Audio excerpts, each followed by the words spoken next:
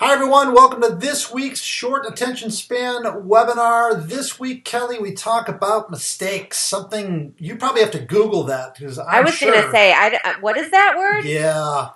Let's talk about 5 mistakes. This one is kind of funny. This is one of the first factoids that I ever remembered in sales that they asked salespeople, what's the biggest mistake you make? This was number one. I didn't make this up. This was number one. I feel as though I talk too much and I don't do enough listening. This can't surprise you, Kelly. No, it's so true. Yeah. Yeah, It's because yeah, I mean, I go out on sales calls with people and I see it and it's pretty bad. I mean, I think a lot of people what I kind of clarify it as lack of self-awareness. I mean, right. I think it's great that in a survey people actually said that was the case, but it's also one of those things that obviously isn't translating because there's so much of this. I'm waiting for you to stop talking so I can talk again. I want to say something else, so I'm going to just wait till you stop talking so I can talk again.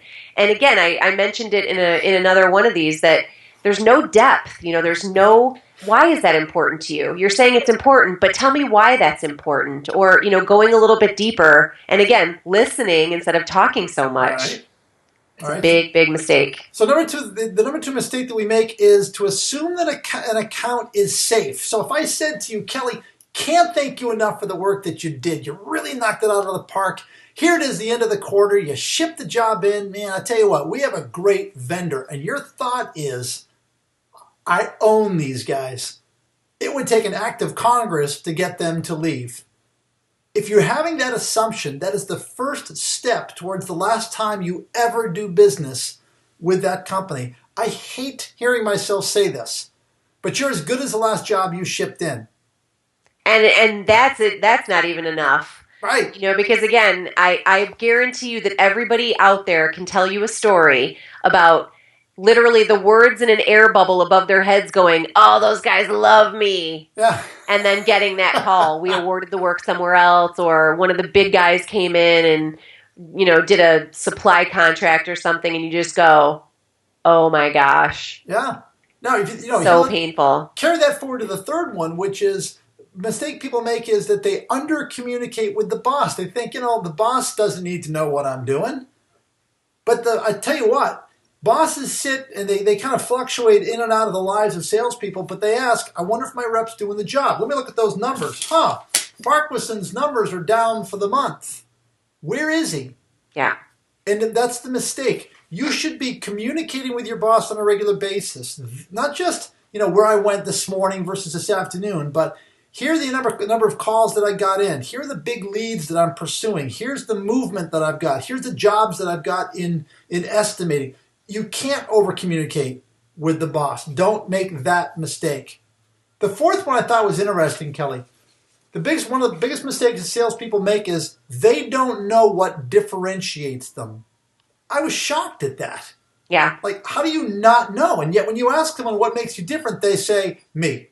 I make the difference. If everyone says that, it's not then it's not a differentiator. Okay, so what's a better differentiator then? Have any ideas? Well, it's really everybody should be asking themselves this question and be able to articulate it because it's either you do have some really special piece of equipment that nobody else has, like the super ultra awesome indigo that does white ink on lucite, and that's great that you have that. Or you've got, some back-end solution or something. So if you've got something concrete, some piece of equipment or some service that is really, truly unique, that's fantastic. Barring that, again, it's almost like you can't use the words quality, service, and value. Those are meaningless because everybody uses them. So that is the challenge, is to come up with, my customers work with me because my word is my word is solid gold, and I always come to them with new ideas. I challenge assumptions, and I always am asking questions about how we could do something different and better. Yep, and that's it. That's my differentiator. My resources, the ideas that I bring, the fact that I never take an account for granted. These are all important things. That I think make up a valuable differentiator, unless you've got some enormous piece of equipment or tactic or something that no one else does. So the next one up is they don't follow up enough. Now, this one's interesting, and we've used this factoid before that When I say to salespeople and owners in a live seminar, what percentage of the time when a sales rep calls on you do they never call again after one voicemail, and the number comes back 90% or higher? Right. All you've got to do is call somebody twice, and you've done something that 9 out of 10 of your competitors haven't done. You can't follow up too many times, especially with big accounts. But if you're not, if you're just making an assumption, you know what, they don't want to hear me, I've already called them twice, to heck with it, you're going to lose that account 100% of the time. Like Wayne Gretzky's father said to him, you miss 100% of the shots that you never take. So, all right, Miss Malazzi, once again, those are called mistakes.